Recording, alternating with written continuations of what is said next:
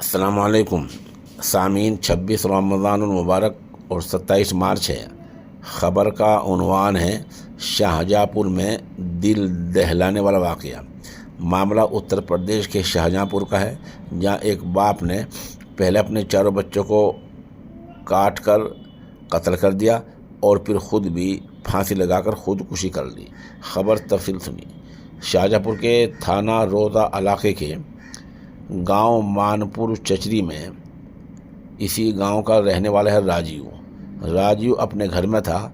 उसके 4 बच्चे और 3 बेटियां हैं, एक बेटा भी था।